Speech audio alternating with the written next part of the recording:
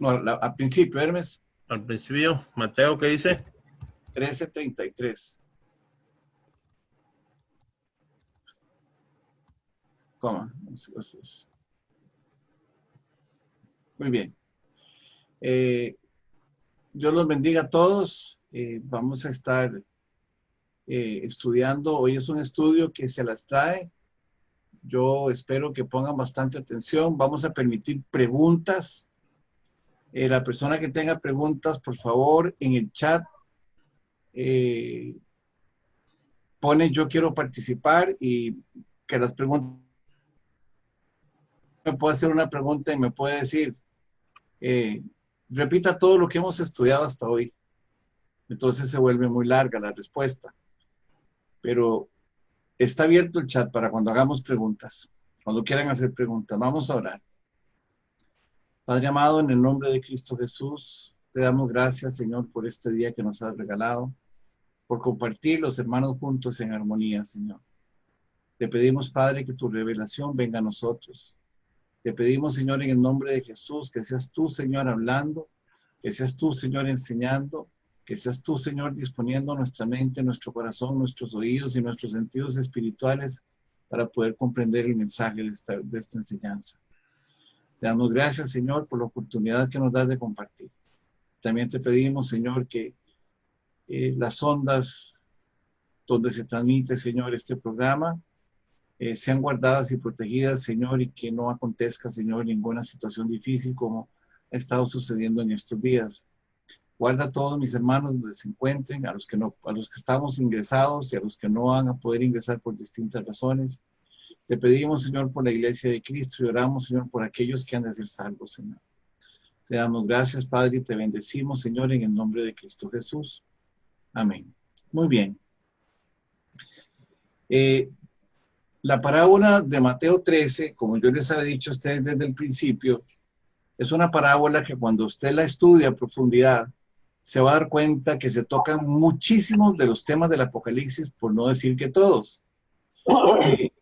Ahorita estamos nosotros estudiando Mateo 13, y en Mateo 13 vamos a estar estudiando básicamente todo lo que es la apostasía y la palabra de Dios. Acuérdense que Jesucristo salió de la casa de Jacob para ir a predicarle a los gentiles. Cuando él empieza a predicar a los gentiles, él está hablando de varios elementos que ya hemos estudiado y ahorita voy a hacer un repaso de todos ellos. Pero se está hablando de la palabra de Dios. Entonces la palabra de Dios, cuando se predica mal o cuando se confunde, se genera una situación que se llama la apostasía. La apostasía es negar a Cristo. Es predicar una palabra que no es cierta. Les he dicho a ustedes que en el libro, que el mismo Pedro, el apóstol Pedro, escribió y dijo que la palabra de Dios no era de interpretación privada. La palabra de Dios se interpreta con ella misma.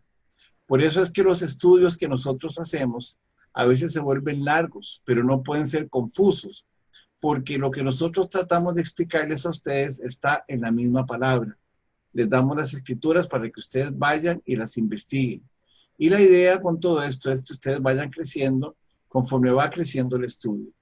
Entonces, hoy vamos a tocar temas y vamos a estudiar dentro de algunos de los otros temas a profundidad el tema del significado de la mujer.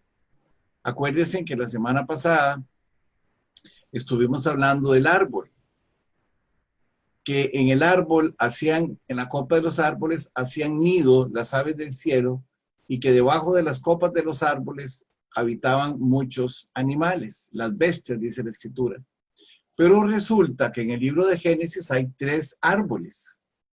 Si usted se va a Génesis 2:9, dice que está el árbol agradable para los ojos, el árbol que Dios dejó para que nosotros comiéramos. También dijo que había un árbol que se llamaba el árbol de la ciencia del bien y del mal, o sea que hay un árbol que es del mal, y hay otro árbol más, un tercer árbol que se llama el árbol de la vida.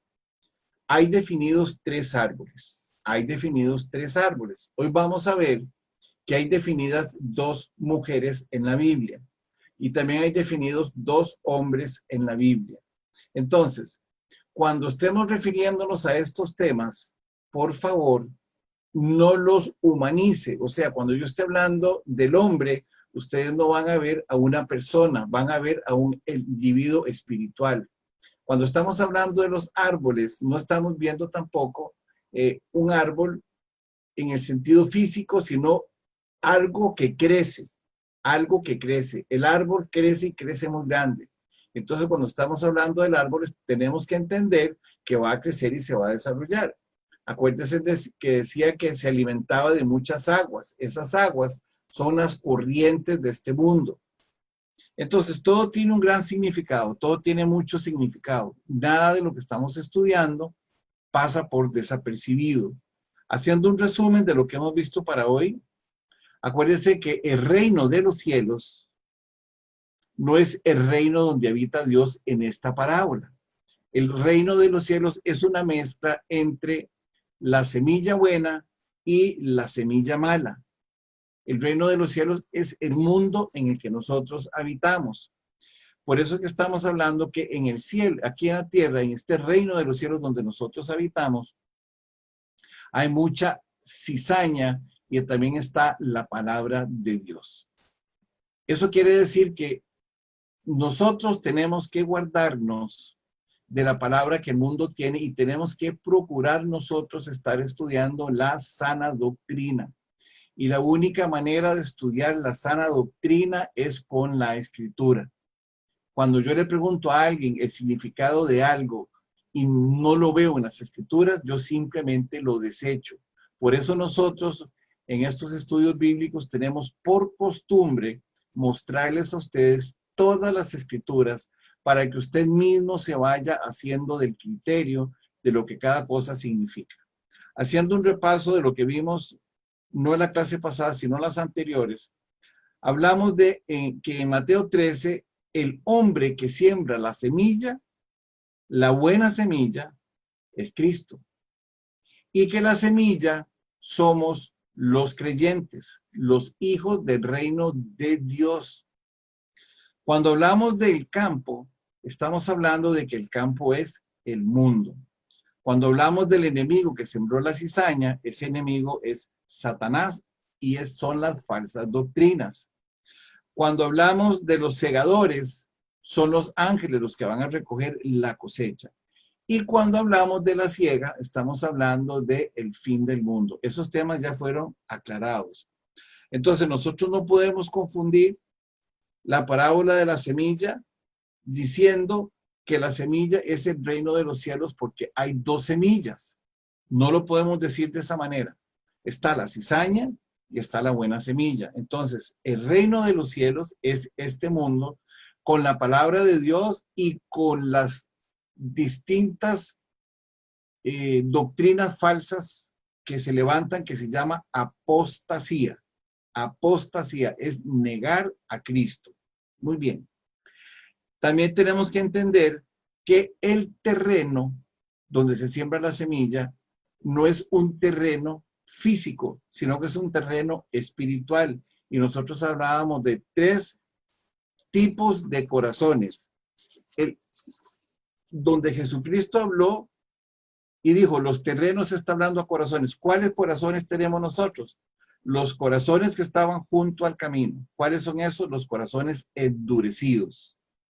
Las personas que no quieren reconocer a Jesucristo o no les interesa reconocer a Jesucristo. 2, la semilla que cae entre los pedregales. Esa semilla que cae entre los pedregales son las personas que emotivamente dicen que reciben a Jesucristo, pero son gobernados por los problemas.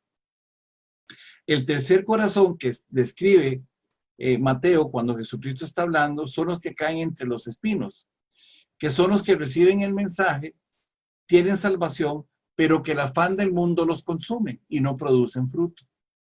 Y vienen los últimos, que son los corazones que le llama él la buena tierra, donde el corazón, dice, entiende la palabra de Dios y produce la semilla al 100, al 60 y al 30 por 1. Hablando del 100 significa que la palabra de Dios se va a multiplicar, que la palabra de Dios es cosecha de bendición, que la palabra de Dios es fundamento, que la palabra de Dios es cimiento, que la palabra de Dios es conquista y es un reto permanente. Eso significaba el 100. Cuando hablamos de 60, estamos hablando de que es una nueva generación de escogidos. Y cuando hablamos de 30, estamos hablando del comienzo del reino. Entonces, 100, 60 y 30 significa la multiplicación que va a realizar una nueva generación escogida para iniciar el comienzo del reino del Señor. Ok. Nosotros teníamos eso entendido, habíamos hablado también de que las 3 semillas anteriores eran los que se dormían, los que fueron consumidos por los placeres de la vida. La semana pasada, ya estamos en la semana pasada, hablamos de el árbol de mostaza, que es semejante a un grano de mostaza. El grano de mostaza es simplemente la apariencia externa. Quiere decir que ese grano de mostaza va a aparentar que es un árbol grande y en realidad es un arbusto. Si ustedes lo estudian bien, es un arbusto y hablamos mucho de la mostaza. Esa es la apariencia externa que tiene esa iglesia del grano de mostaza. Es una iglesia que aparenta ser muy grande.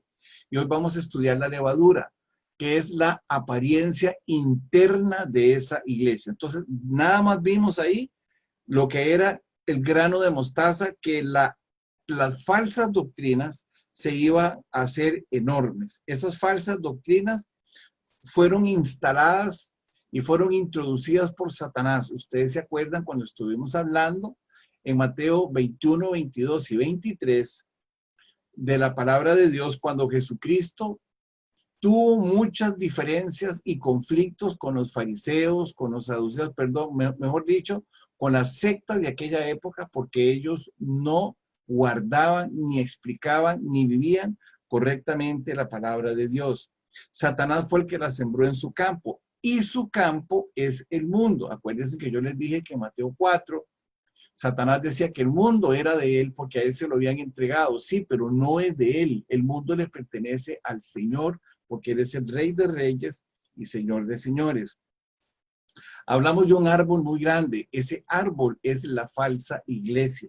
Y hoy vamos a estudiar más profundamente ese tema. El árbol es la falsa iglesia, la que aparenta pero no es. Hablamos de las aves. Acuérdense que todo esto está en las notas. Las aves, hay aves que son animales inmundos. Si usted quiere saber cuáles son los animales inmundos, lo invito a que se lea Levíticos capítulo 11. Ahí aparecen los animales inmundos. También aparecen los mamíferos inmundos, los reptiles inmundos, los anfibios inmundos, todo aparece ahí. Y son inmundos no porque no se puedan comer, porque entonces estaríamos negando lo que dice el Nuevo Testamento. Son inmundos porque generan enfermedades en el cuerpo de las personas. ¿De acuerdo? Entonces, por eso son animales inmundos. Entonces, y esas aves que están ahí se robaron la palabra de Dios. Acuérdense que ya lo habíamos visto en Mateo 13:4 y también lo vimos ahora en Mateo 13:32. Ahora vamos a entrar en la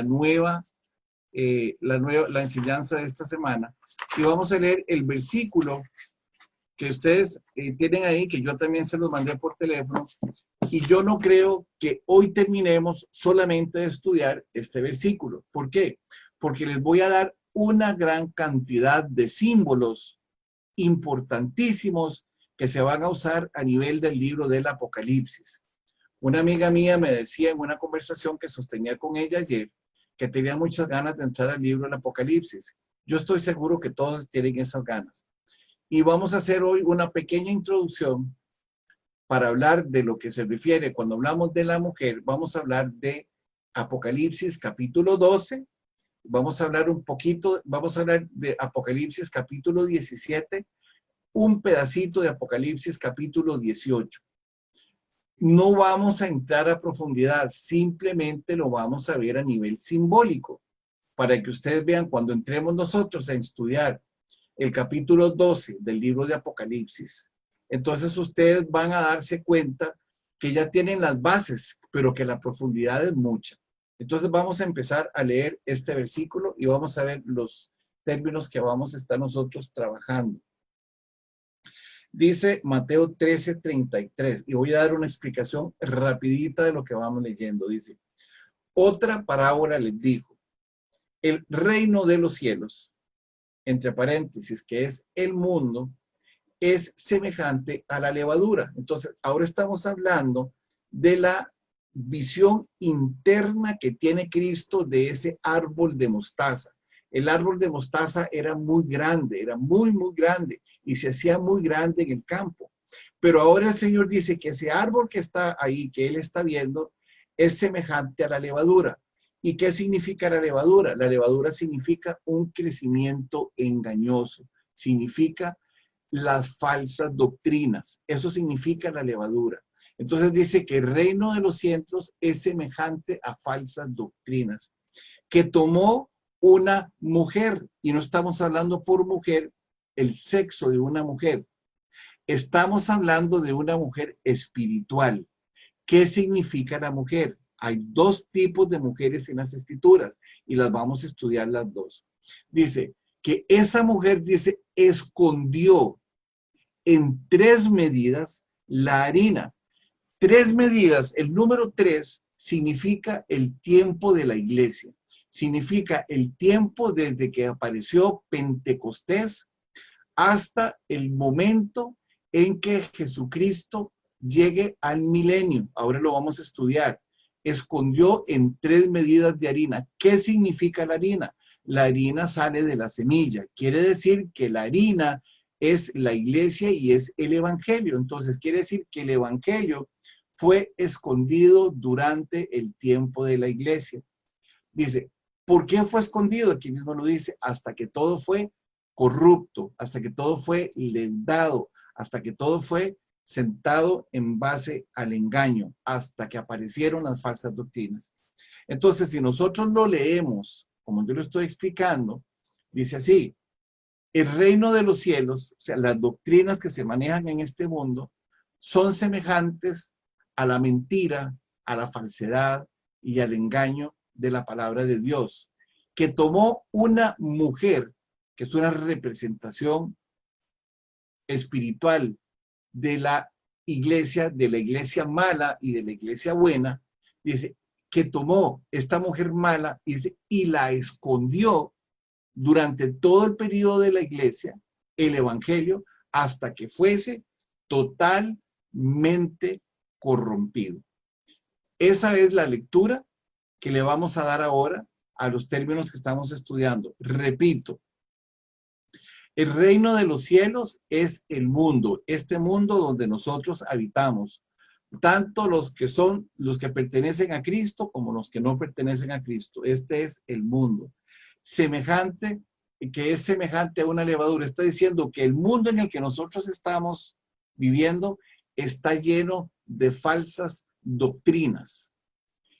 Que una mujer las tomó, esas falsas doctrinas, y las escondió durante el tiempo de la iglesia para corromperlas. Esa es la parábola de la levadura. Ahora sí, Hermes, vámonos a las notas. No, a las notas. Ok, esa es la que yo acabo de leer. Entonces, vámonos a las notas, vamos a seguir aquí caminando para que ustedes vean lo que va significando cada una de las cosas que yo les dije. Al revés, Hermes, súbete un poquito más. Más. Ahí donde dice la levadura. Dice, ¿qué representa la levadura? Y vamos a estudiar un poco la levadura. Dice, la levadura se relaciona con el principio del mal, con la contaminación y con el pecado. La levadura representa el pecado. ¿Por qué representa el pecado? Porque cada vez se hace más grande y más grande y más grande y más grande. Es importante entender, bájate un poquito más, Hermes, que en el Antiguo Testamento a los rabinos se les tenía prohibido utilizar levadura. Si ustedes pueden ver ahí en Éxodo capítulos 12, 15 y 19, dice la escritura, dice, por 7 días, dice, 7 días comeréis panes sin levadura. El 7 es un número perfecto, quiere decir que el 7 es la plenitud. Para que usted sea pleno en su vida cristiana, usted debe de apartarse del pecado. Ahora, cuando estamos hablando de apartarse del pecado, acuérdense que Romanos 3:10 dice que no hay ninguno justo. No hay ninguno justo. Eso significa que todos pecamos.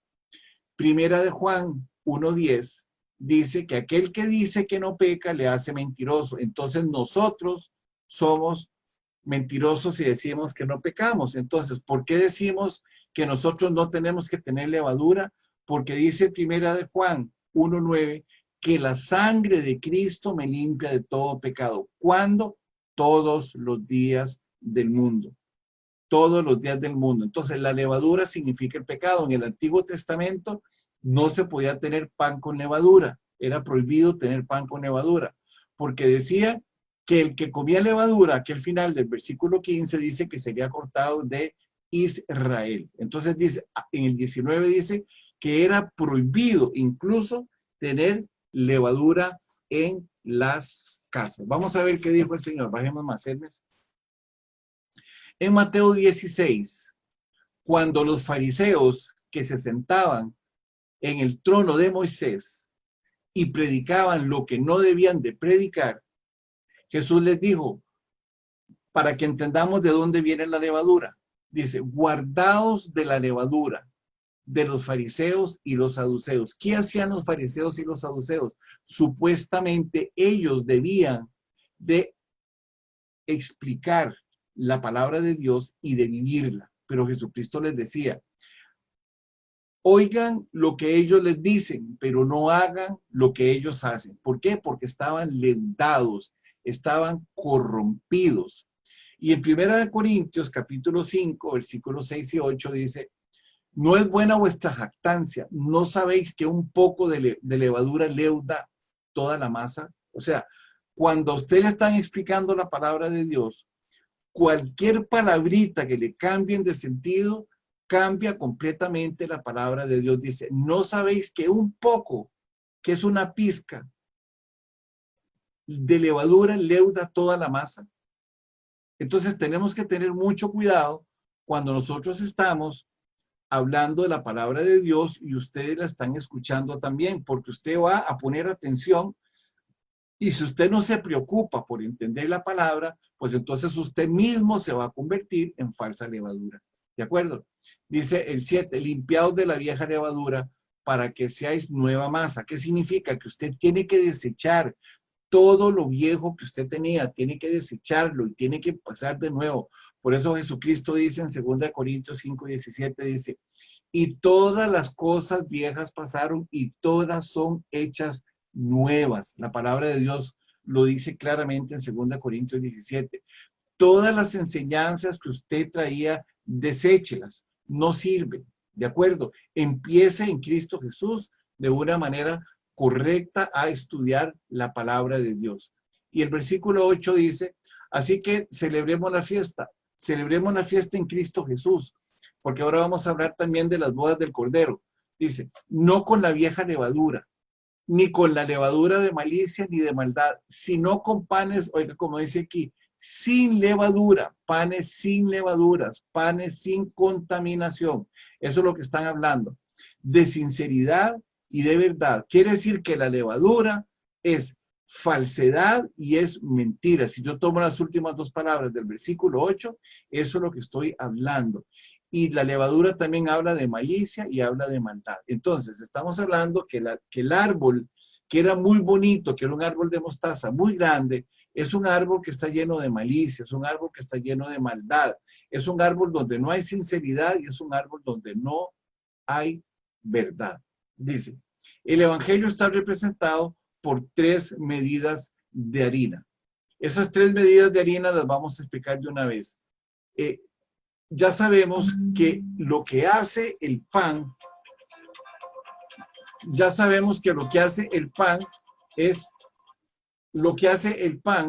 es la harina. Por lo tanto, se está refiriendo al evangelio. ¿Qué es lo que va a pasar con el evangelio? ¿Por qué se habla de 3 y se habla de medidas? Vamos a ver, ahora sí, vámonos a otra vez a Mateo 13, pero las escrituras que siguen. Ok, vamos a ver el tiempo de la iglesia. Está hablando de los judíos. Acuérdense que la iglesia va a ser arrebatada. pero que el pueblo de Israel va a quedar aquí sobre la tierra. Entonces vamos a ver qué es lo que pasa. Y les dice, venid y volvamos a Jehová, porque él arrebató y nos curará, hirió y nos vendará. ¿De quién está hablando? Está hablando del pueblo de Israel. Y vean lo que dice aquí. Dios nos dará vida después de 2 días. Quiere decir que hay 2 días en los cuales el pueblo de Israel no será redimido si no creen en el Señor Jesús. Y dice, y el tercer día nos resucitará. Quiere decir que va a haber un tercer día donde el pueblo de Israel va a ser resucitado. Y ese tercer día se llama el milenio. Entonces quiere decir que hay 2 días y un tercer día, dice, y viviremos delante de él. Eso usted lo puede ver perfectamente bien en el capítulo 20 del libro de Apocalipsis. Habla del milenio. Entonces quiere decir que hay un milenio cuando el pueblo de Israel va a ser redimido. La iglesia ya fue redimida. Pero aquí habla, dice, nos dará vida después de 2 días. 2 días son el tiempo de la iglesia. Dice, y el tercer día nos resucitará y viviremos. Ahora, ¿cuánto es un día para el Señor? Vamos a ver eso. Ahora sí, bajemos un poquito, Hermes. Dice segunda de Pedro 3:8, dice, mas, oh amados, no ignoréis esto, porque con el Señor un día son 1000 años y 1000 años son un día. Quiere decir que si la iglesia tiene 2 días y un día para redimir al pueblo de Israel, 2 días van a ser 2000 años. La iglesia va a estar en la tierra por 2000 años. Y aclaro, solo Dios conoce, solamente Dios conoce el día que Él vendrá por su iglesia. Nadie lo sabe. Aquí estamos hablando de una estimación de lo que la palabra dice. Quiere decir que el pueblo de Dios va a estar en el periodo de la iglesia por 2000 años. ¿Cuándo empieza el periodo de la iglesia? El periodo de la iglesia no empieza cuando Jesucristo nace. El periodo de la iglesia empieza cuando Jesucristo muere. Y el periodo de la iglesia va a terminar cuando la iglesia sea arrebatada, cuando se produzca el rapto. A partir de ese momento, es que al final de esos 7 días que aparecen en el libro de Daniel, viene lo que se llama el juicio del trono blanco. Y en el juicio del trono blanco son 1000 años, porque hay un día. Quiere decir que hay 2 días. Vámonos al anterior, Hermes, si me haces el favor. Quiere decir que en el versículo 2 dice, nos dará vida después de 2 días. Esa nos dará vida no significa pueblo de Israel. Le va a dar vida a otros, que es la iglesia. A la iglesia le va a dar 2 días de vida, que son 2000 años, dice. Y el tercer día nos resucitará. ¿A quién va a resucitar? Al pueblo de Israel que no fue arrebatado. Y los gentiles que después del arrebatamiento van a creer en el Señor, dice, y viviremos delante de él conjuntamente con la iglesia. Entonces ahí ya hablamos nosotros de 3 días. Devolvámonos al estudio.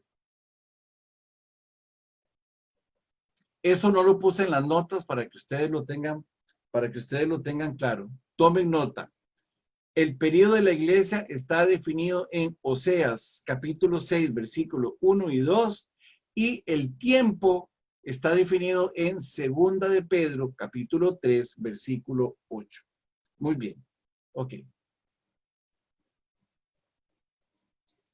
¿Nos vamos entendiendo? Ok, ahora vámonos al otro estudio. Ahora vamos a empezar a hablar de la mujer. La parte 5, Hermes. La parte 5. A ver si lo puedes hacer más grande.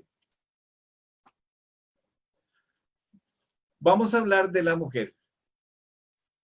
El título de todos son 3 estudios aquí en uno solo. ¿Quién es el padre? ¿Quién es la mujer? ¿Y qué dice la Biblia sobre la esposa y la boda del Cordero? Muy bien. En Génesis 6, en Génesis 2, en Génesis 3, habla de 2 simientes. Después de que Adán y Eva pecan, En el versículo 14 se maldice a Satanás y le dice que sobre su cuerpo se arrastrará y comerá polvo todos los días de su vida. Ese polvo somos nosotros. Nosotros fuimos construidos del polvo. Dios nos dio un cuerpo físico. Y en el capítulo 16, él dice aquí que van a haber dos simientes. Y aquí empieza el estudio para entender el concepto de la mujer. Hay dos simientes. Dice Génesis 3:15. No voy a leer lo que está entre paréntesis ni en amarillo, porque eso es la aclaración que yo les voy a dar. Dice, y pondré enemistad entre ti y la mujer. Allá aparece por primera vez la mujer. Dice, entre ti y la mujer. Dice, entre tu simiente y la simiente suya. Esta te herirá en la cabeza y tú le herirás en el calcañar. Ahora, voy a explicarla. Voy a leer lo que está entre paréntesis. ¿Verdad? Voy a hacerlo, perdón. Voy a leer lo que está entre paréntesis. Vamos a ver. Lo que está entre paréntesis dice lo siguiente. Déjenme, voy a apagar, es que no puedo apagar el teléfono. Denme un segundo porque si no voy a seguir recibiendo llamadas y entonces no voy a poder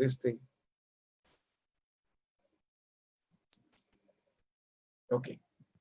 Dice así, 3:15, dice, y pondré enemistad entre ti, que es Satanás, y la mujer. Vamos a ver qué representa cada uno, dice, y entre tu simiente.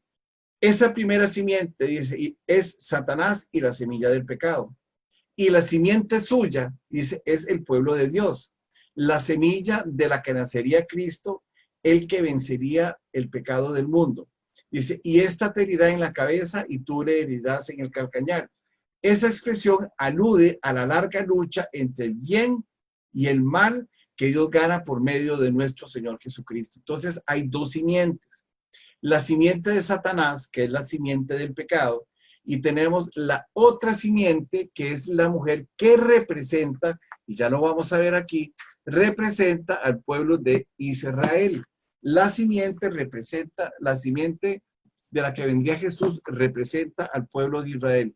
Nunca se refiere a una tercera persona, porque estas dos mujeres que estamos hablando aquí no son mujeres físicas, nunca, son mujeres espirituales. La semilla del pecado es espiritual y la semilla donde nacería Jesucristo es Dios Padre que va a engendrar en Israel para que nazca una mujer.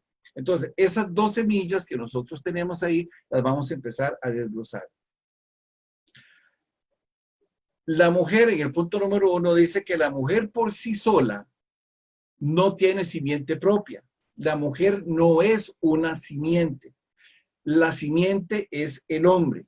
Entonces quiere decir que la simiente, la mujer es donde se va a engendrar lo que nazca de la creación humana, pero no de la creación espiritual. ¿Por qué? Voy a aclararles. En el Salmo 51:5 dice, en pecado hemos sido concebidos. ¿Por qué hemos sido concebidos en pecado?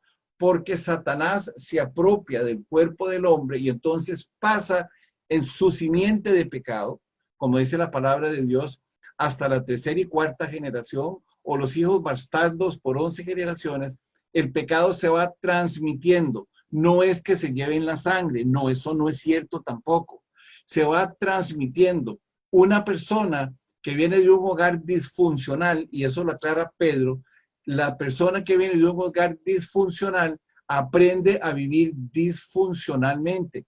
La persona que camina en Cristo Jesús, Dios le dice, usted toma la decisión de empezar hoy de nuevo, entonces todo lo viejo suyo es desechado y usted va a empezar funcionalmente porque ahora el Espíritu Santo está en usted y Él es el que lo va a corregir. Porque la mujer en sí misma no es simiente. La palabra simiente viene de semen y la mujer no tiene semen. Recibe el semen, recibe la semilla. Pero esta es una mujer espiritual. La mujer va a recibir dos semillas, que es la iglesia. Va a recibir o la semilla de la maldad o va a recibir la semilla de la palabra de Dios. Muy bien. Para poder comprobar lo que estamos hablando, el primer hijo que tuvo Eva fue Abel. Pero vamos a ver, cuando le están preguntando, cuando Pablo le escribe a Timoteo, hace la siguiente aclaración con respecto a la mujer. Y no se refiere a la parte física, dice, y Adán no fue engañado, sino la mujer siendo engañada incurrió en transgresión. O sea, el engaño que ella recibió, lo recibió por sus instintos humanos, claro está. Ya lo habíamos visto en Primera de Corintios, en Colosenses, en Primera de Juan 2, del 14 al 16, dice que todo entra por los ojos, entra por la carne y entra por la habilidad de la vida. Entonces, desde el principio hasta el día de hoy, sigue siendo así. ¿De acuerdo? Muy bien. Entonces dice que la mujer es engañada porque se dejó llevar por los instintos físicos. Yo les había explicado en la clase anterior que cuando el hombre fue creado era espíritu, alma y cuerpo. ¿Ok? Pero resulta que ahora, cuando el hombre cae en pecado, es cuerpo, espíritu y alma. Está al revés, porque el pecado lo gobierna. Cuando nosotros llegamos nuevamente a Cristo Jesús, los papeles vuelven a ser otra vez llevados a su papel original. Y entonces la persona es espíritu, es cuerpo y es alma. En el momento en que nace, el primer hijo de Adán y Eva fue Caín. Y el primer hijo que nació de Adán y Eva se llamó Caín y dice que fue un hombre. Dice que este hombre que tuvo él fue el primer homicida. ¿A quién mató? Mató a Abel. Quiere decir que apenas Adán y Eva fueron sacados del reino, fueron expulsados del reino, ya la maldad venía inmersa en ellos. No, repito, no carnalmente, por favor, no carnalmente, sino espiritualmente. Porque en el momento en que nacen los dos, Caín decide matar a Abel por una cuestión meramente espiritual. Abel decide honrar a Dios con lo mejor que él tenía, con las primicias como Dios le había encomendado, y eso generó celo y envidia de su hermano Caín y entonces lo manda a matar. Muy bien. Ya tenemos definidas la simiente del mal. Vamos a seguir hablando. ¿Por qué es que estamos hablando ahora de la simiente de la cual nacería, que la simiente de la cual nacería Jesús es Israel? Vámonos a ir a las profecías. Las profecías tienen una cosa. Cuando la profecía empieza a darse, empieza de una manera muy amplia y conforme usted la va estudiando, se va cerrando. En Génesis 3:15, ahorita lo vimos, hablaba de dos simientes, o sea, no se sabía dónde iba a aterrizar, a dónde iba a llegar. Pero conforme nosotros vayamos leyendo, esa profecía se va cerrando hasta que nos lleve a un punto donde nosotros no nos vamos a confundir. Entonces vamos a empezar a poner una serie de escrituras donde se nos va a aclarar por qué es que es Israel. Entonces decía en Isaías 7:14, le dice el Señor a el pueblo de Israel, no le está hablando a nadie en especial, le habla al pueblo de Israel. Usted puede leer Isaías 7 y le dice, por lo tanto, el Señor mismo os dará una señal. El Señor va a dar una señal. Quiere decir que la mujer de la que él va a hablar es una señal, no es una deidad. Dice aquí, es una señal. Y dice, esa señal que le será dada al pueblo de Israel de que Jesucristo vendría es la siguiente, porque Dios va a actuar de manera milagrosa. No puede participar obra de carne, sino es una obra espiritual. Jesucristo es conocido también como el segundo Adán, porque Adán no tuvo ni padre ni madre, ¿de acuerdo? La madre de Adán sería la naturaleza o el polvo donde fue el tomado.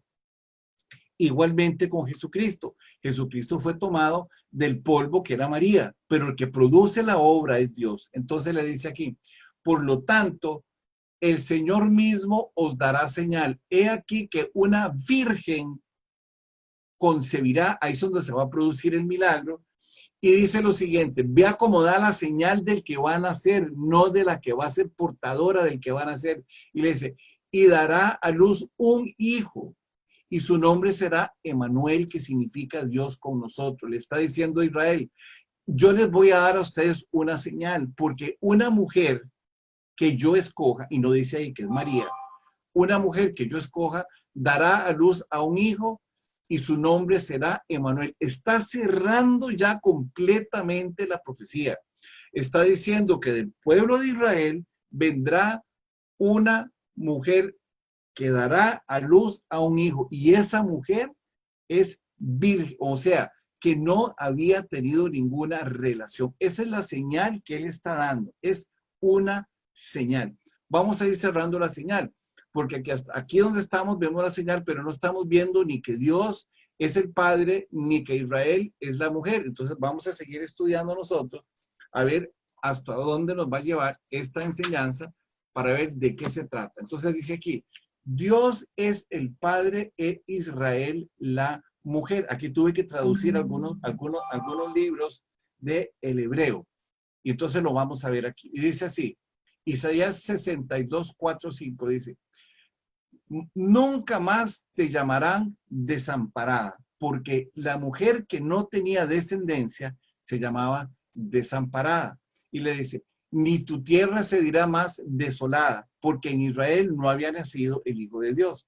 Dice, sino que serás llamada Efsibá. Efsibá traducido significa mi deleite está en ella. Esta profecía le está dando Dios.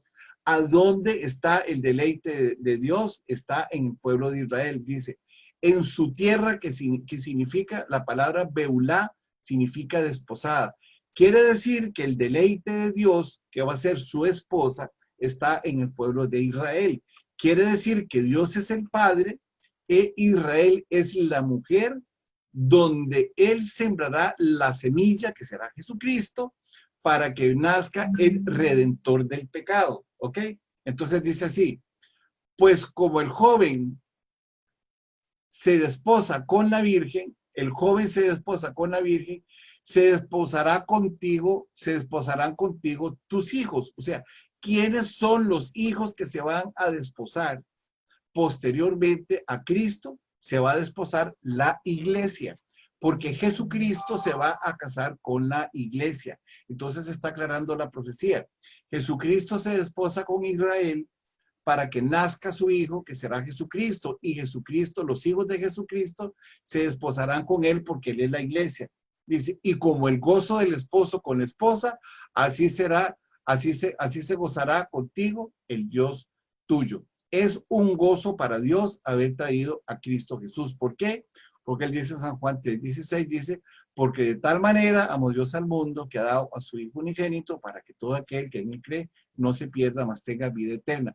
Pero vamos a seguir aclarando el concepto del marido. Dice, porque tu marido es tu hacedor. ¿Quién es hacedor? El hacedor es Dios. Vean lo que está con mayúscula. El hacedor del pueblo de Israel es Dios. ¿De acuerdo? Entonces, el esposo, espiritualmente hablando del pueblo de Israel, es Dios. Dice, es tu hacedor. Jehová de los ejércitos es su nombre. El nombre del marido del pueblo de Israel es Jehová de los ejércitos. Y le dice, su redentor. Él es el que va a redimir el pueblo de Israel, el santo de Israel. Dios de toda la tierra será llamado. Porque como a mujer abandonada, porque había sido abandonada por sus profetas y por la palabra de Dios que le habían predicado mal, dice, porque como a mujer abandonada y triste de espíritu, te llamó Jehová, y como a la esposa de su juventud, que es repudiada, dijo Dios al suyo. Ahora vamos a ver, si Dios es Cristo y si Dios escoge al pueblo de Israel, ¿cómo define Dios al hijo que va a venir? Lo define así en Isaías 9, 6 y 7. Y aquí hay una aclaración importante que me están haciendo. Efectivamente, María no es bíblicamente hablando del linaje de David. Y aquí lo vamos a ver ahorita. El que es del linaje de David es José, no María. Por lo tanto, carnalmente no interesaba de dónde venía eso. Dice, y ahora vamos cerrando más la profecía. Dice, porque un niño nos es nacido, nos es en futuro, un hijo nos es dado, y el principado de su hombro. Vean el nombre que le van a dar, porque es Dios mismo en Jesús, y le dice, y Jesús dice, y se llamará su nombre admirable, consejero, Dios fuerte, Padre eterno, príncipe de paz. ¿Quién es ese? Lo estamos leyendo aquí arriba, dice, porque un niño nos es nacido, hijo nos es dado. ¿Quién es ese hijo? Es Jesús. ¿Y cómo se llamará Jesús? Admirable consejero, Dios fuerte, Padre eterno, príncipe de paz. ¿Qué es lo que va a hacer? Vamos a ver qué es lo que dice el 7. Dice, lo dilatado de su imperio y la paz no tendrán límites. Por eso cuando nosotros recibimos a Cristo, somos eternos en Cristo Jesús. Su reino no tendrá límite. Dice, sobre el trono de David y sobre su reino. Quiere decir que él descendería de David y en el milenio gobernarán David y Cristo Jesús. Dice, disponiéndolo y confirmándolo en el juicio y en justicia desde ahora y para siempre. O sea que Jesucristo vendría del pueblo de Israel, es el Hijo de Dios y es Dios mismo. ¿De acuerdo? Ahora, más adelantito vamos a ver la iglesia. Dice, el celo de Jehová de los ejércitos hará en esto. Vamos a ver, ¿qué es lo que hace él? ¿Por qué es tan importante entender este concepto? Juan lo aclara en 1:29, dice, el siguiente día vino Juan a Jesús, vio Juan a Jesús que venía y le dijo, he aquí el Cordero de Dios que quita el pecado del mundo. Si usted lee el Salmo 32, el que quita el pecado del mundo es Dios. En Marcos 2 también dice Jesucristo que él quita los pecados. Si él quita los pecados, él es el Cordero de Dios y viene de Dios, ¿quién es él? Él es Dios. Dice, es el admirable consejero, Dios fuerte, Padre eterno, príncipe de paz. Muy bien, ahora vamos a ver. Ya cerramos la profecía, ya sabemos quién es, ahora vamos a ver su naturaleza humana. Dice, el nacimiento de Jesucristo fue así. Estando desposado con María, su madre con José, y ahí y pongo entre paréntesis, eso es mío. Cuando hablo de José, dice, de la casa de David, María no, el que era de la casa de David es José, y eso lo dice en Lucas 1:27. Lucas, acuérdense que Mateo 1:1 dice que veníamos de Abraham a José, y de José a Jesús. Entonces, esa es la dinastía espiritual que venía, ¿ok? Y le dice, antes de que se juntasen, se halló que había concebido del Espíritu Santo. ¿De quién concibió? Del Espíritu Santo. No es cierto que el Padre es Padre, Hijo y Espíritu Santo, y si los tres son uno, ¿quién está produciendo la concepción en María? El Espíritu Santo. ¿Quién es el que concibe en María? Es Dios. ¿De acuerdo? Es el mismo Dios. Quiere decir que Dios concibe en una mujer que era virgen, que era María, el nacimiento de Jesucristo.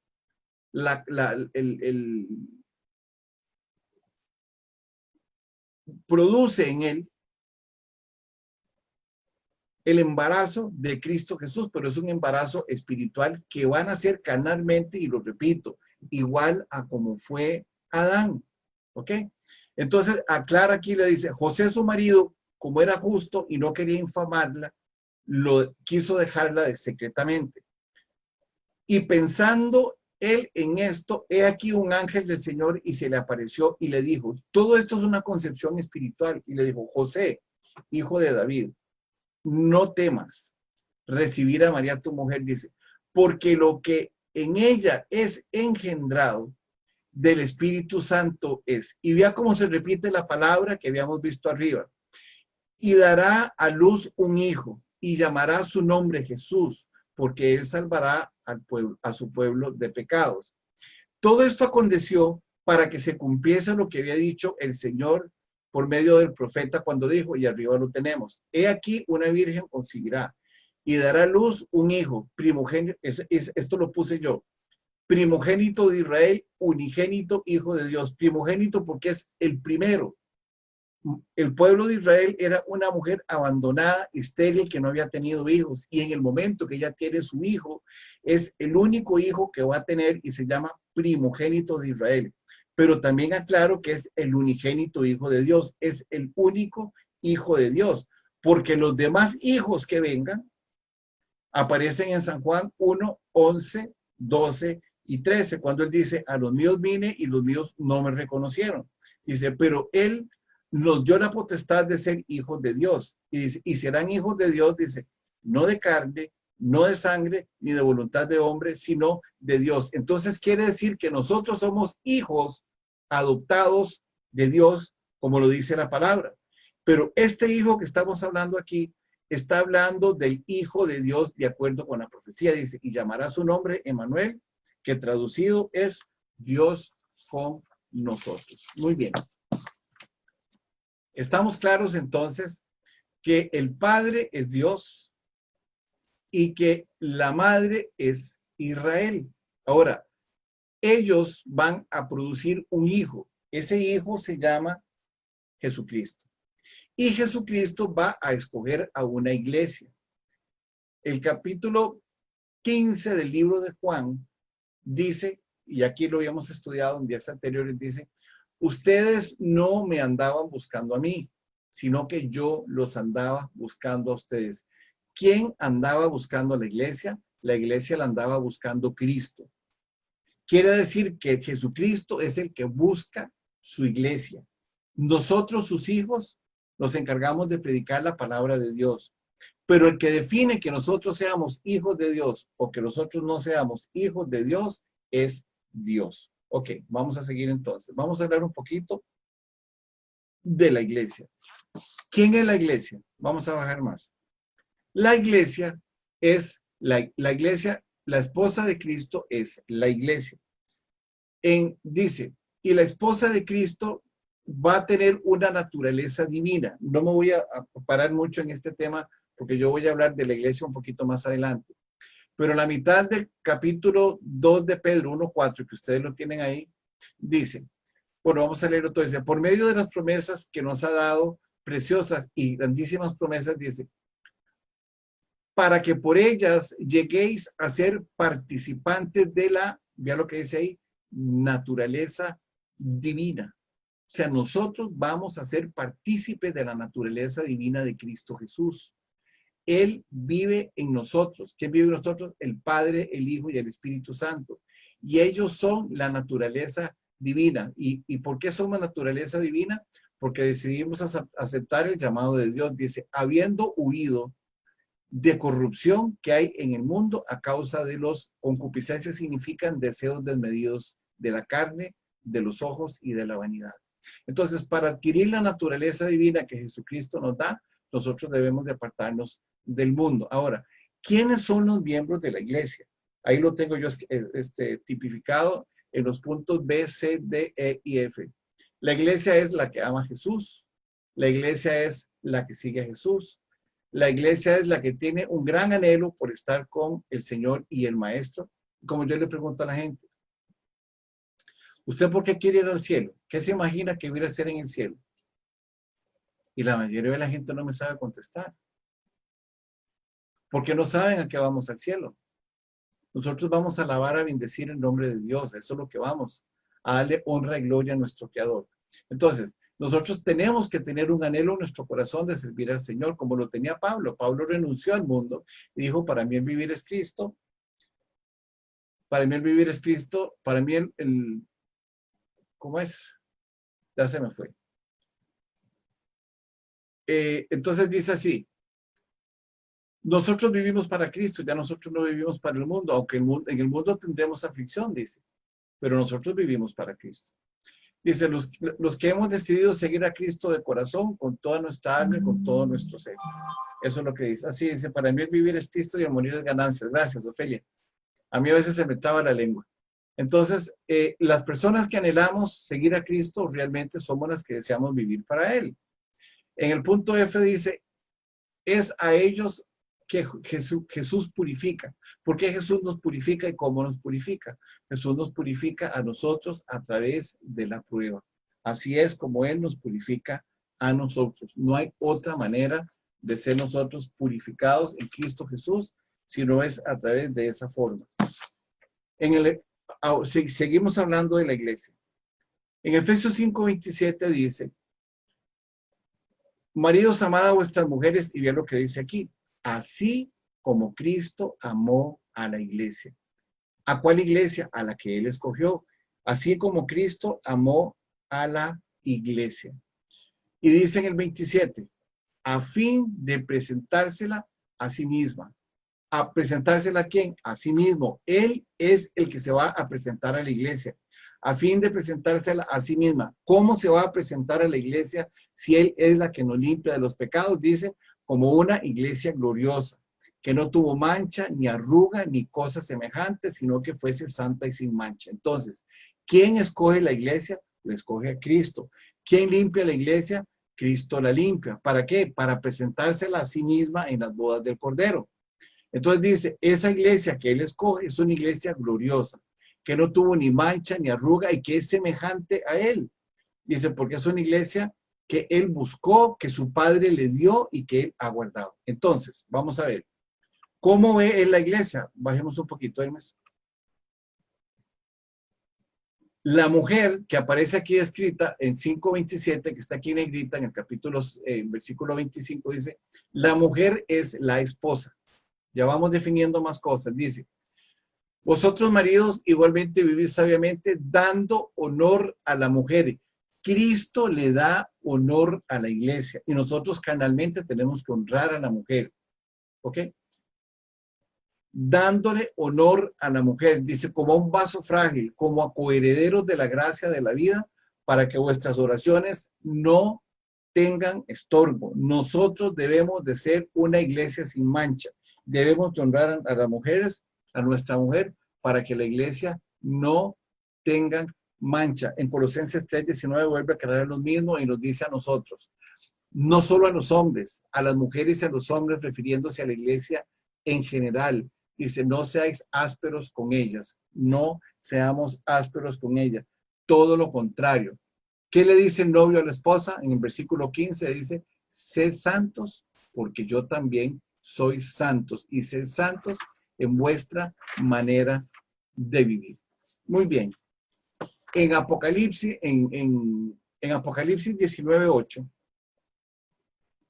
se produce una boda, que es donde Jesucristo se va a casar con la iglesia.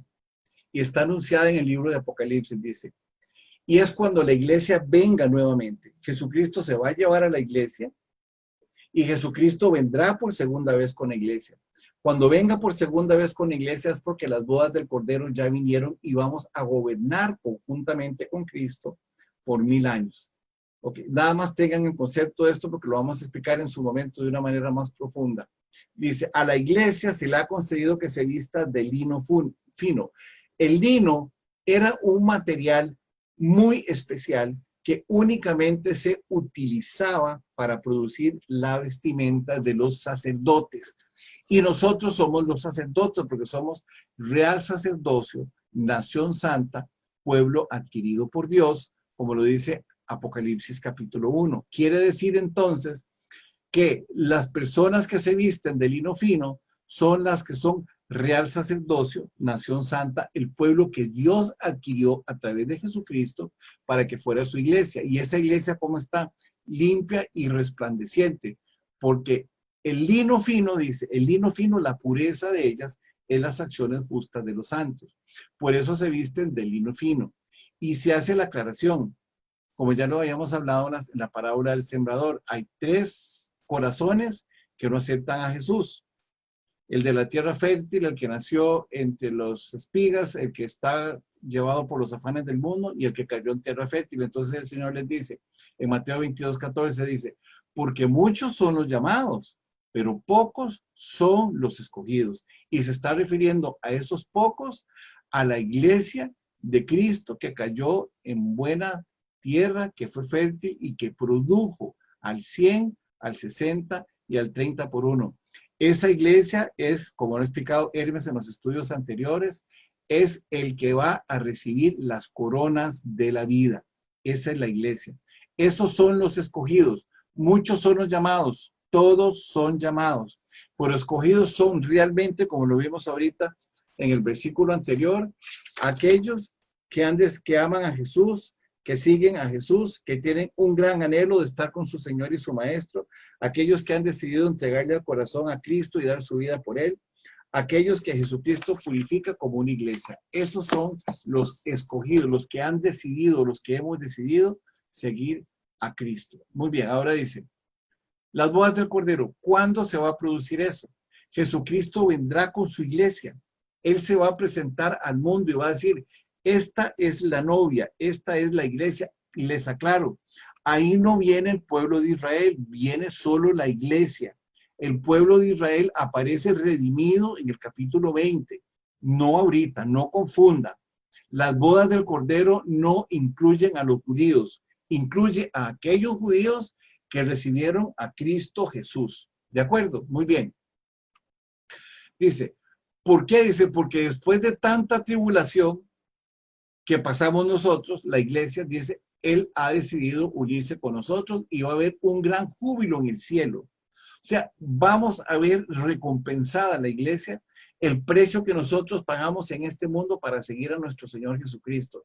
Y Él lo dice en Apocalipsis 19, 7 y 8, y le dice, gocémonos y alegrémonos y démosle gracias, porque han llegado las bodas del Cordero y su esposa se ha preparado. Su esposa preparada somos nosotros, la que Él escoge. No es nadie más, es la que Él escoge. Dice, y a ella se le ha concedido que se vista de lino fino, o sea, que se vista de real sacerdocio, nación santa, pueblo escogido por Dios, limpio y resplandeciente. ¿Para qué? El lino fino, porque el lino fino es las acciones justas de los santos. Muy bien, viene esta aclaración también, dice, ahora la esposa puede estar junto al novio. ¿Por qué? Dice, porque ha sido una noche larga, ya la noche larga ha terminado, ya ha terminado el pecado en el mundo. Ahora la iglesia se ha perfeccionado y está perfectamente unida a la voluntad de Dios en propósito y en naturaleza. Y nunca más para la eternidad nos volveremos a separar. Como la aclara Pablo en el libro de los Corintios, en medio de una iglesia que estaba totalmente llena de conflictos, le dice, el que se une al Señor, un espíritu es con Él. Y ese espíritu con Él es eternamente y para siempre. Muy bien, vamos, bajemos de una vez hasta Apocalipsis 21, 1 y 2, Hermes. Refiriéndose siempre a la Nueva Jerusalén y a las bodas del Cordero, dice Apocalipsis 21, 1 y 2. Cuando ya todo haya pasado, cuando ya todo se haya acabado, Juan está en el cielo y está viendo lo que pasa. Entonces Juan ve lo que describe él aquí, dice, y vi un cielo nuevo y una tierra nueva. Acuérdense que en el capítulo 20 de Apocalipsis, el cielo pasó, la tierra pasó, Satanás pasó, el anticristo pasó, el falso profeta pasó, el Hades pasó, la muerte pasó y los pecadores pasaron. Ya no están. ¿Quiénes quedan? Queda la iglesia y los que Jesucristo redimió, que pasaron la tribulación y la gran tribulación. Entonces, ese grupo, que son una tercera parte de los judíos, de acuerdo a lo que dice Zacarías 13, 8 y 9, y el 25%, de acuerdo a lo que dice Mateo 13 de la iglesia, dice, esa iglesia, dice, vi el cielo nuevo y una tierra nueva, dice, porque el primer cielo y la primera tierra pasaron y el mar ya no existía más. Y yo, Juan, vi la santa ciudad, la nueva Jerusalén, descender del cielo de Dios.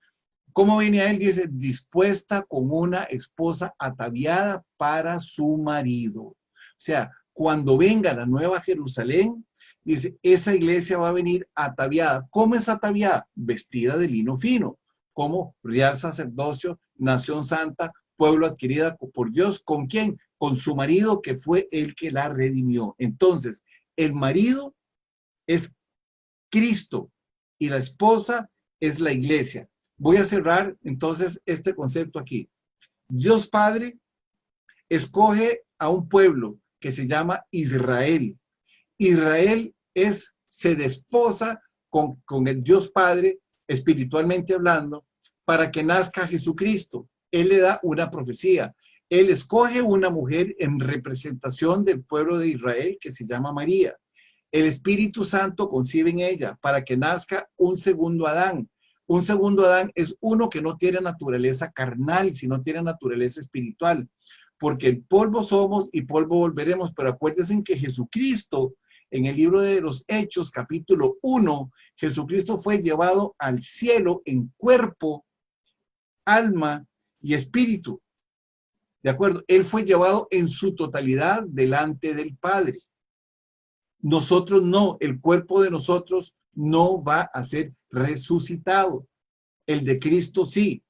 Filipenses 3:21 dice que nosotros vamos a ser transformados de este cuerpo del pecado, porque el que lo transforma es Cristo Jesús. Entonces, ya tenemos el concepto. Dios es el Padre, la iglesia es la esposa, tienen un hijo que se llama Jesucristo y Jesucristo escoge su esposa que se llama la iglesia.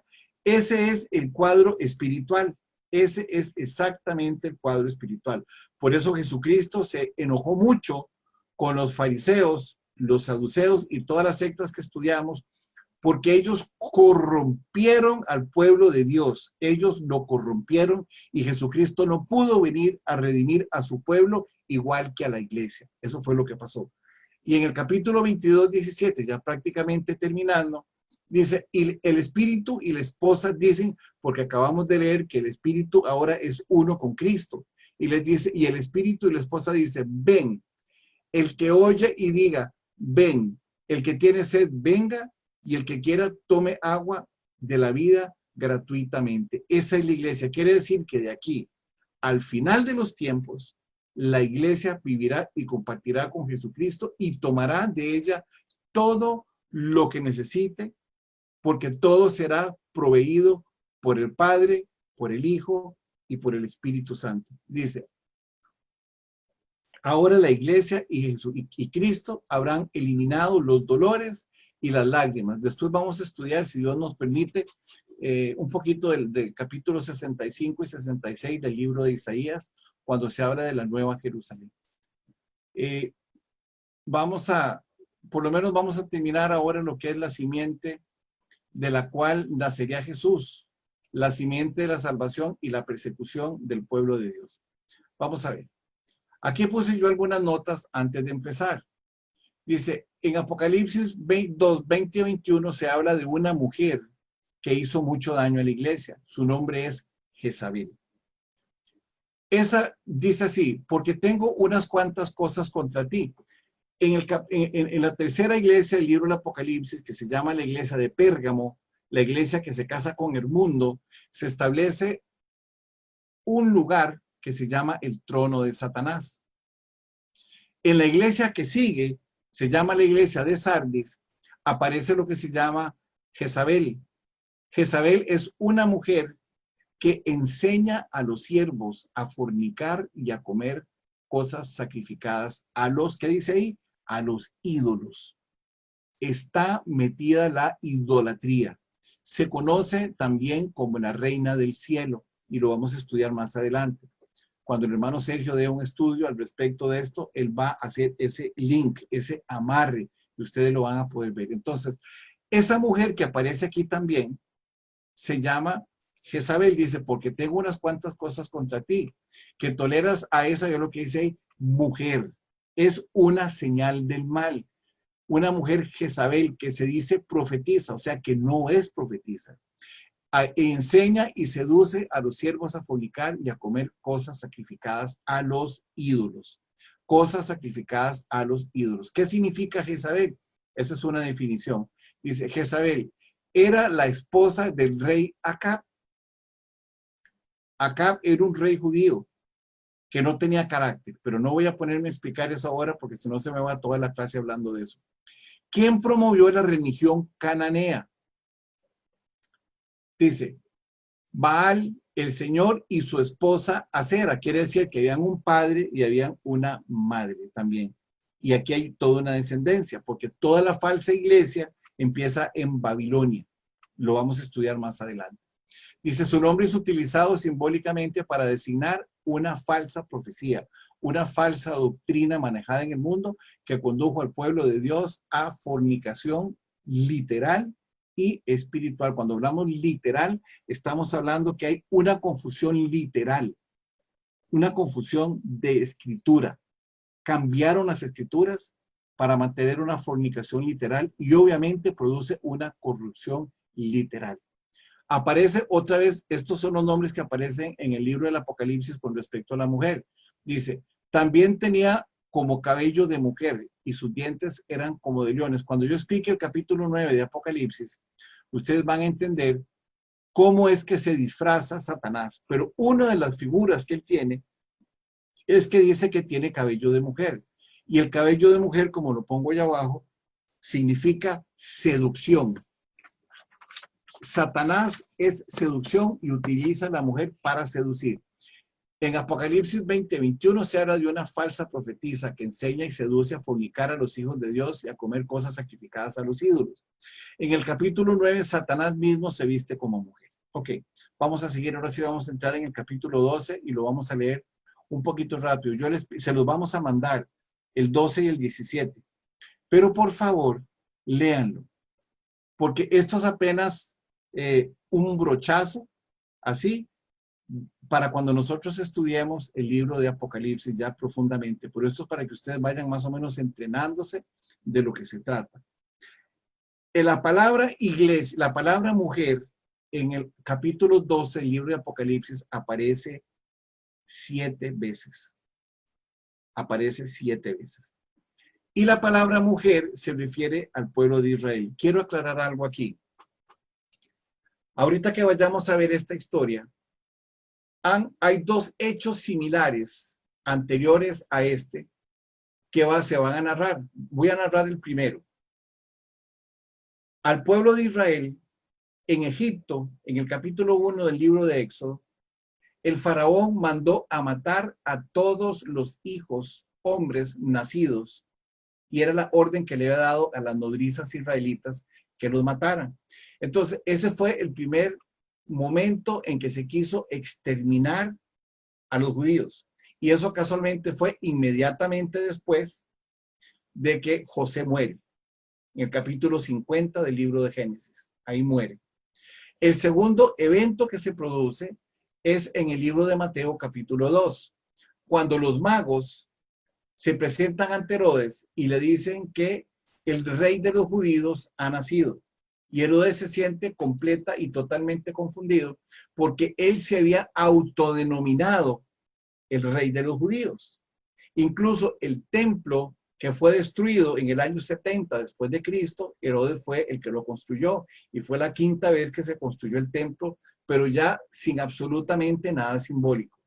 Entonces, en este caso, vamos a ver qué es lo que significa. Dice, apareció en el cielo, voy a leerlo y voy a leerlo rápido porque ya les puse los significados de las cosas más importantes. Dice, apareció en el cielo una señal, una mujer vestida de sol, con la luna debajo de sus pies y sobre su cabeza una corona con 12 estrellas. Vamos a ver.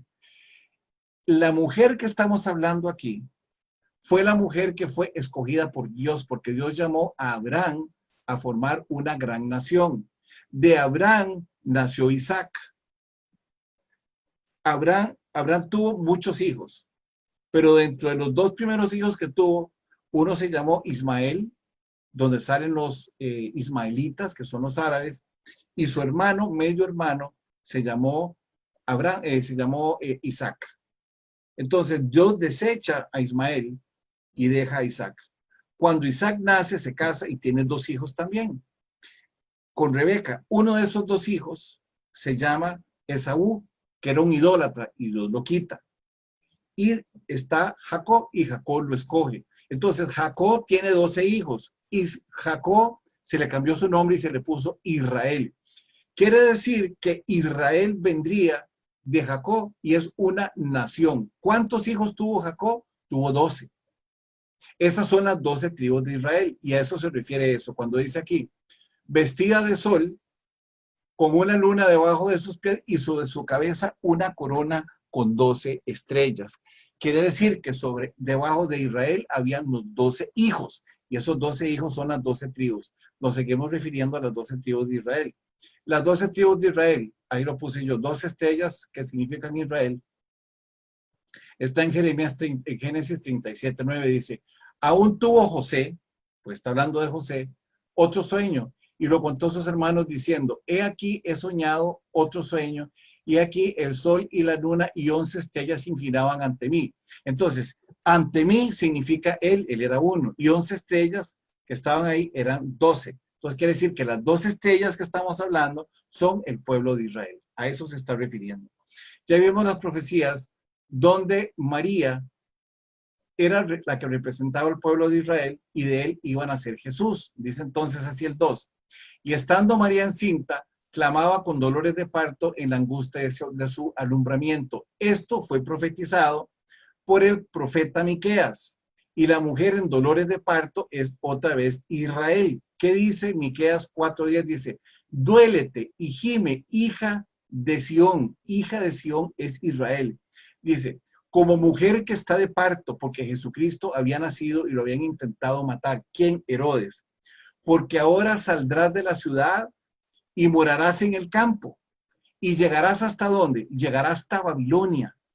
Babilonia es la última que es destruida, lo van a ver. Dice, allí será librada, ahí será librado el pueblo de Israel. Dice, y eso está en el libro del Apocalipsis. Ahí te redimirá Jehová de la mano de tus enemigos. Ahí va a ser redimido Israel. Esto es profecía. ¿Qué le está diciendo aquí? Que Jesucristo vendrá y que habrá grandes dolores de parto, porque aquí la mujer que es Israel, vamos a verlo aquí más abajo, es perseguida. Dice, porque de ella saldrá, dice, el que redimirá a Israel, dice, de la ciudad y morarás en el campo, van a salir al campo. Dice, y llegarás hasta Babilonia y allí será librada y allí te redimirá Jehová de la mano de tus enemigos. Vámonos al 13. Aquí empiezo a definir una serie de cosas. Púrpura y escarlata significan anticristo. Bajemos un poquito más, Agnes. Dice, también apareció otra señal en el cielo, dice, un gran dragón, ya se sabe que es Satanás, un gran dragón escarlata, que tenía 7 cabezas de oro, 7 cabezas y 10 diademas, y 10 cuernos en sus cabezas, que son 7 diademas.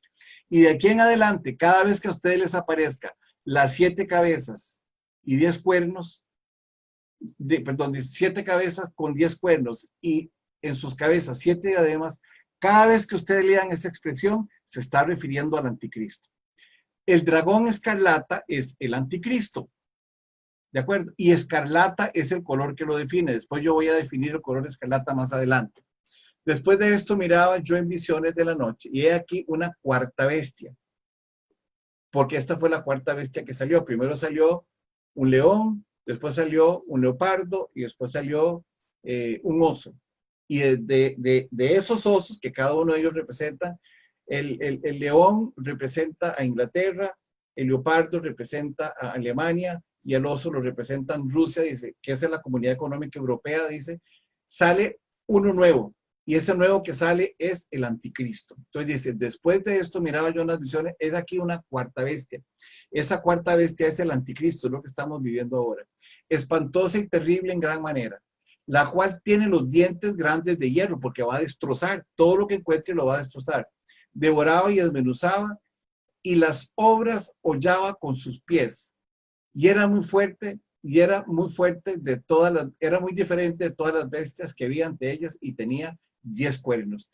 Cada vez que ustedes vean esa descripción que decía que tenía 7 cabezas y 10 cuernos y en su cabeza 7 diademas, están hablando del anticristo. Ya grábenselo, apúntenlo y apréndanselo. Eso significa.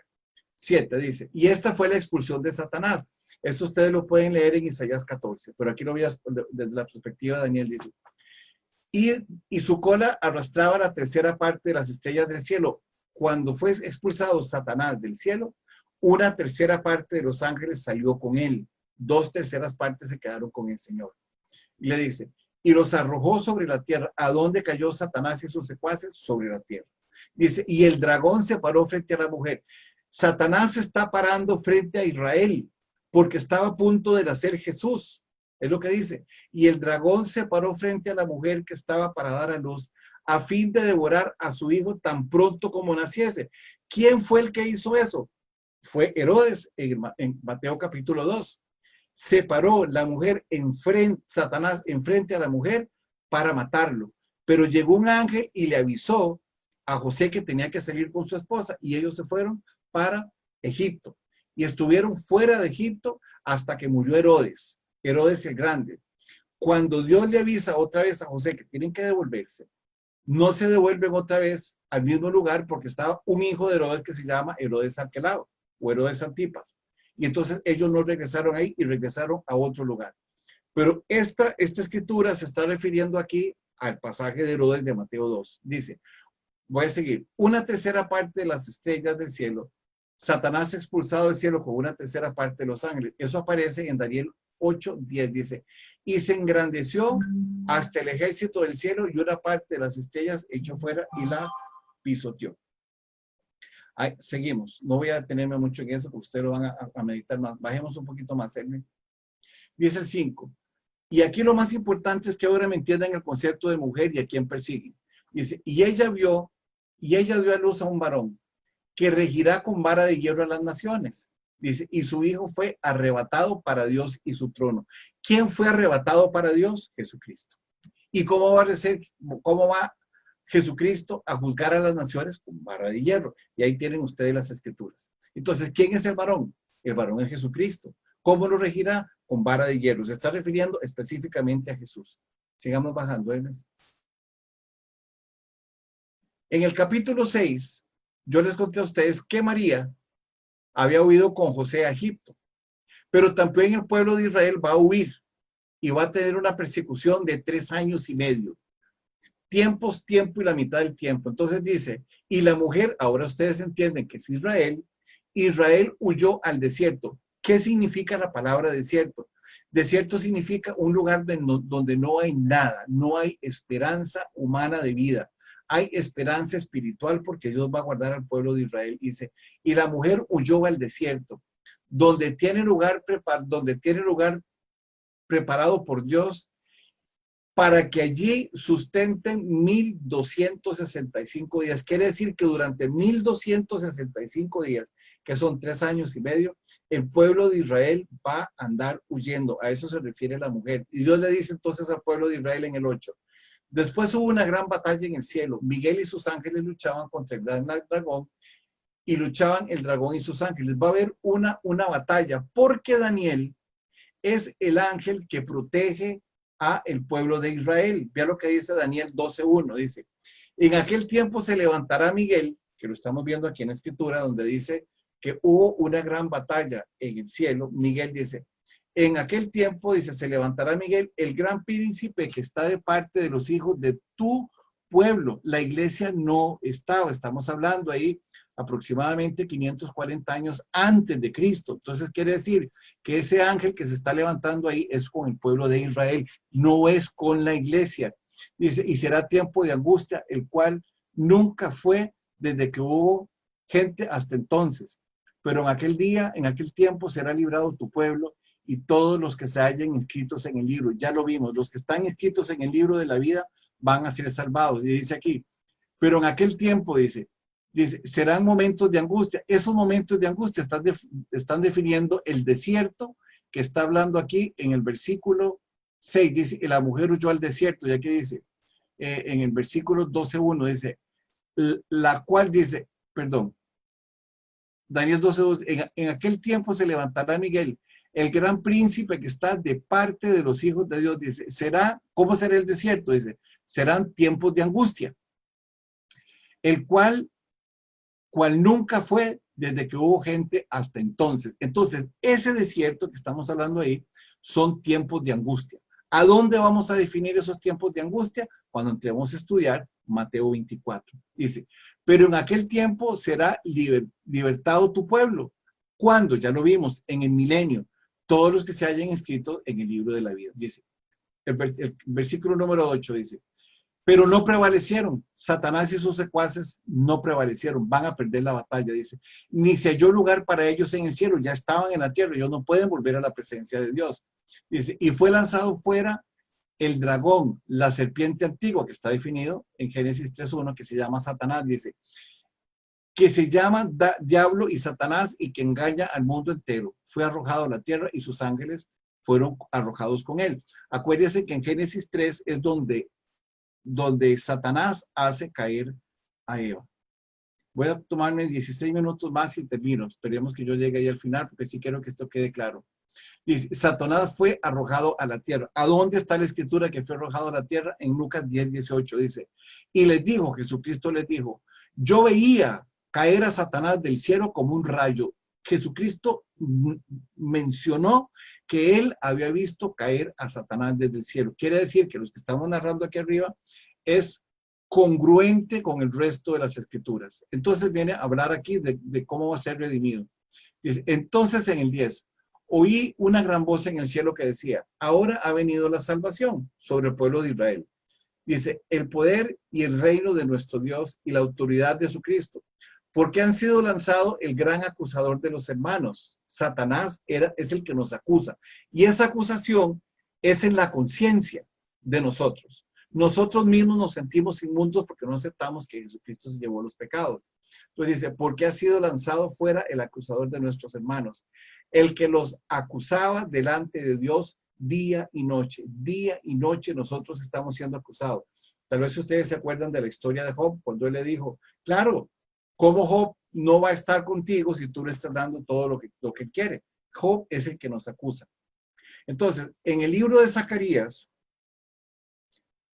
se define que el acusador es Satanás y dice así, se mostró al sumo sacerdote Josué, el cual estaba delante del ángel de Jehová. Josué estaba delante de Jehová, pero no es este Josué, el del libro de Josué, es otro Josué. Dice, el cual estaba delante del ángel de Jehová y Satanás estaba a su mano derecha para acusarle. O sea, aquí está narrando Zacarías que Satanás es el que nos acusa. Vamos a ver cómo vencen los judíos.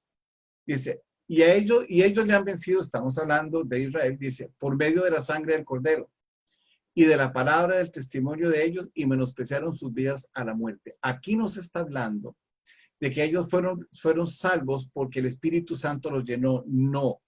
Ellos creyeron en Jesús, creyeron en la palabra de Dios y murieron creyendo la palabra de Dios. Hasta el final, cuando se haga el juicio del trono blanco, ellos van a estar en el libro de la vida y van a ser redimidos.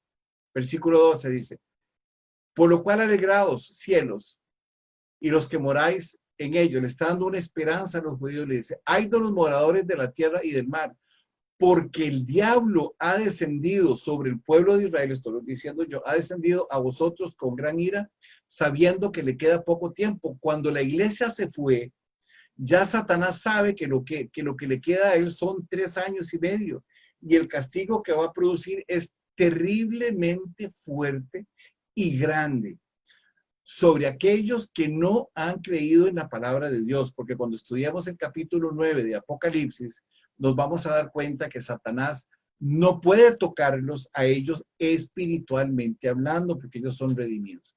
Y ahora aquí viene la parte final para que entendamos nosotros quién es la mujer, si la mujer es otra persona diferente a Israel. Entonces dice, Satanás fue lanzado al cielo y van a ser momentos muy difíciles y muy duras y Satanás se vendrá con gran ira. ¿A quién va a atacar? Dice, 13. Y cuando vio el dragón que había sido arrojado a la tierra, persiguió a la mujer que había dado a luz a un varón. ¿Cuándo fue perseguida otra mujer en la Biblia? Usted no puede decir que fue otra mujer porque no fue perseguida. La única que fue perseguida fue el pueblo de Israel.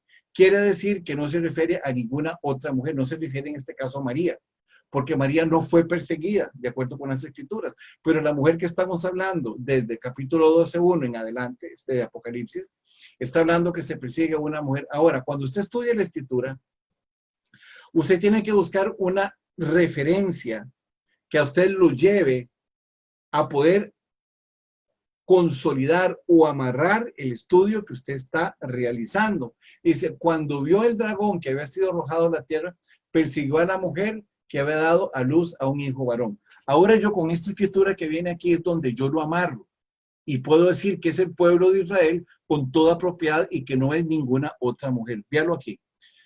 Dice, y se le dieron a la mujer, dice, y se le dieron a la mujer las 2 alas de la gran águila. A la mujer, al pueblo de Israel, dice, se le dieron las 2 alas de la gran águila para que volase delante de la serpiente al desierto en su lugar, donde es sustentada por, estos son 3 años y medio, tiempo es 1, tiempos son 2, 1 más 2 son 3 tiempos, y la mitad del tiempo es medio, quiere decir que son 3 años y medio. Durante 3 años y medio, Dios va a darle alas a la mujer. Ahora vamos a ver, ahora sí es cierto, quién es la mujer. Porque aquí el símbolo importante para mí es el águila. Vamos a ver quién es el águila. El águila.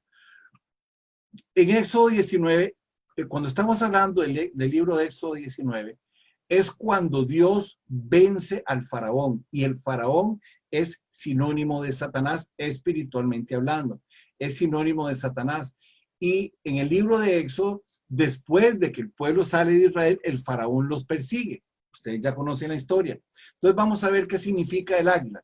Dice, Éxodo 19, 3 al 5 dice, y Moisés subió a Dios, él se fue a orar, y Jehová lo llamó desde el monte, diciendo así, así dirás a la casa de Jacob, así dirás a Israel, dice, y anunciarás a los hijos de Israel. Vosotros visteis lo que hice a los egipcios, le está diciendo, ustedes vieron cómo yo derroté a los egipcios, le dice, ¿cómo los tomé sobre las alas del águila? Él tomó al pueblo de Israel sobre las alas del águila. Esa misma águila que le están dando ahí al pueblo de Israel es la misma águila que le van a volver a dar a los judíos otra vez en el libro de Apocalipsis. Porque ya vimos que en el libro de Apocalipsis, en el libro de Éxodo, también se persiguió al pueblo de Israel. En el libro de Apocalipsis también se está persiguiendo al pueblo de Israel. Vimos cómo en el libro de Apocalipsis se le va a dar las alas de la gran águila, como dice el 14, y también en el capítulo 19 del libro de Éxodo, también se le dieron alas de águilas al pueblo de Israel. O sea que ahora sí no tenemos duda de que la mujer es el pueblo de Israel. Dice, y os he traído a mí. Dios los rescató y los trajo a él. Sigamos leyendo para seguir aclarando. Ahora pues, si dieres oído a mi voz y guardaréis mi pacto, otra vez si guardan el pacto, porque no van a ser redimidos, ellos guardaron el pacto, dice, vosotros seréis mi tesoro sobre todos los pueblos, porque mía es toda la tierra. Ahora vamos a ver lo que significa la palabra tesoro, porque estamos hablando que él dice aquí, y vosotros seréis mi tesoro especial. Vamos a ver qué significa tesoro. Tesoro dice en Deuteronomio 7:6, dice, un pueblo santo para Jehová, porque tú eres pueblo santo para Jehová tu Dios, dice.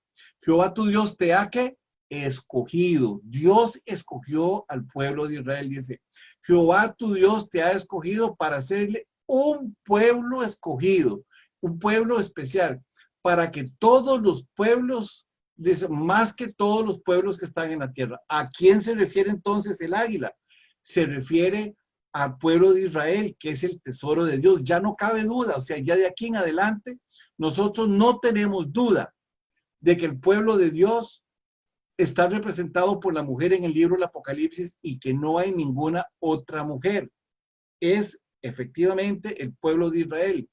Tito 2:14 dice, quien se dio a sí mismo, refiriendo al pueblo de Israel, para redimirnos de todo pecado. Iniquidad significa pecado. Para purificar para sí un pueblo propio, celoso y de buenas costumbres. Él va a purificar tanto a la iglesia como al pueblo de Israel. Ahora viene aquí una especie de parábola que presentó Juan. Como el pueblo de Israel se le van a dar las alas del águila, quiere decir que va a haber un poder sobrenatural que va a redimir al pueblo de Israel. Eso es lo que quiere decir.